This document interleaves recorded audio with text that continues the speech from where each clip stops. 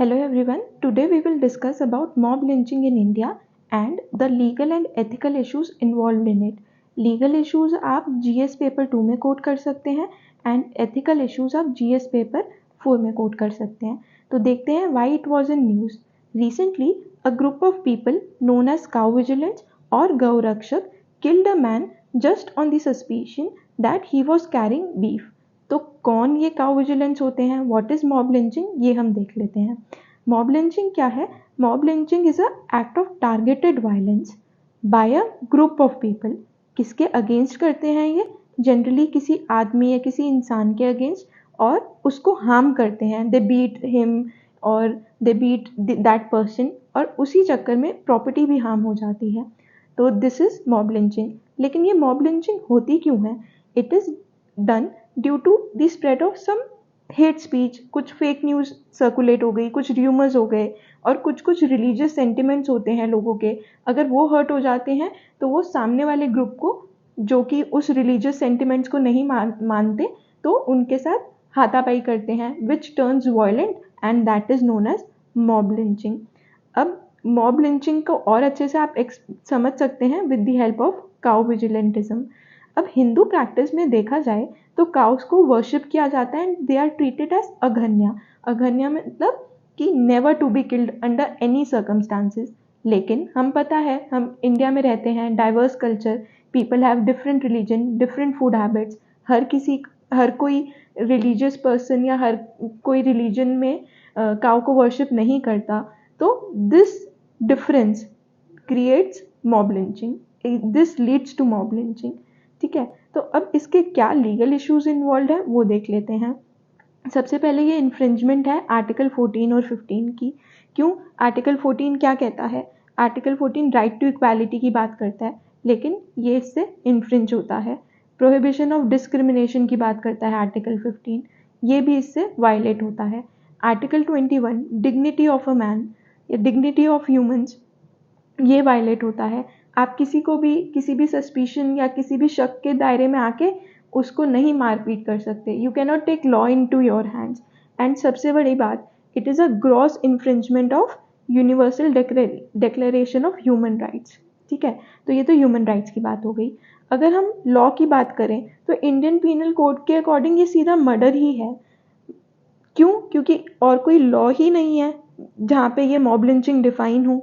ठीक है, supreme court ने क्या बोला इसके बारे में? सुप्रीम कोर्ट ने तो इसे बोल दिया it's an act of mobocracy, horrendous act of mobocracy. अब ये बोल तो दिया सुप्रीम कोर्ट ने, लेकिन उसने कुछ केसेस में कुछ प्रिवेंटिव मेजर्स भी बोले. वो क्या क्या प्रिवेंटिव मेजर्स थे? सुप्रीम कोर्ट ने बोला फास्ट ट्रैक कोर्ट होने चाहिए. उन्होंने हर स्टेट को डायरेक्ट किया कि हर डिस्ट्रिक्ट में फास्ट ट्रैक कोर्ट बनाओ, जो कि सिर्फ मॉब लिंचिंग के केसेस को फास्ट ट्रैक करेंगे. तो आप देख सकते हो कि मॉब लिंचिंग इतना बड़ा इशू बन गया है कि सुप्रीम कोर्ट ने बोल दिया कि हर डिस्ट्रिक्ट में एक फास्ट ट्रैक कोर्ट बनाओ, जिससे आप मॉब लिंचिंग के केसेस ही डील करोगे. स्पेशल टास्क फोर्स होनी चाहिए. स्पेशल टास्क फोर्स क्यों होनी चाहिए?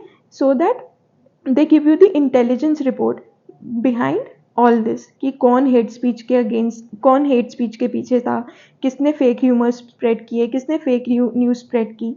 और तीसरा, विक्टिम कंपनसेशन स्कीम होनी चाहिए कि the victim who has been lynched should get some relief, rehabilitation. ठीक है, तो ये तो हो गए आपके लीगल इश्यूज जो आप जीएस पेपर 2 में कोट कर सकते हो. एथिकल इश्यूज की बात करें तो लैक ऑफ एम्पैथी शो करता है. Like people do not understand and share the feelings with one another. उन्होंने एक रिजिड वॉल बना ली है रिलीजन के नाम पे. ठीक है, they do not understand each other feeling. ठीक है, people have become intolerant. There is very low or no tolerance against each other. State का रोल भी यहाँ पे क्वेश्चन में आता है. Why people mob lynch? क्योंकि लॉ एंड ऑर्डर ही नहीं है. तो लोग क्या करते हैं, अपने हाथों में लॉ एंड ऑर्डर ले लेते हैं एंड दे से कि हम ही जस्टिस प्रोवाइड कर देंगे, and they lynch the person. Lack of wisdom है.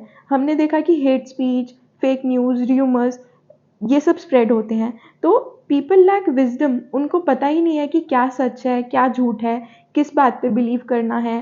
कहीं से भी कुछ भी मैसेज आ रहे हैं, ग्रुप फॉरवर्ड हो रहे हैं, people believe in it and they act. ठीक है, तो ये तो हो गए आपके एथिकल इश्यूज जो आप GS4 में कोट कर सकते हो। अब बेस्ट प्रैक्टिस हम देख लेते हैं। कुछ स्टेट्स हैं जहाँ पे मॉब लिंचिंग का एक्ट लॉज हैं, जैसे कि मणिपुर, वेस्ट बंगाल एंड राजस्थान। इन 3 स्टेट्स में है।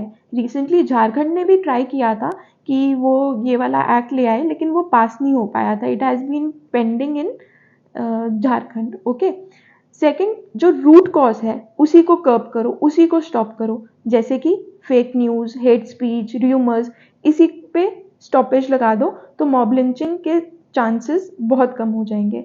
एंड अभी हमने देखा कि कोई स्पेसिफाइड लॉ ही नहीं है, तो we should try to bring a uniform law so that these cases are reduced.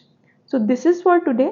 अगर आपको इसकी PDF या कुछ भी स्टडी मटेरियल चाहिए तो डिस्क्रिप्शन बॉक्स में टेलीग्राम चैनल का लिंक है, प्लीज़ आप उस टेलीग्राम चैनल को ज्वाइन करिए एंड आपको स्टडी मटेरियल या कुछ भी PDF, कोई भी एग्ज़ाम रिलेटेड अपडेट्स हैं वो मिल जाएंगी।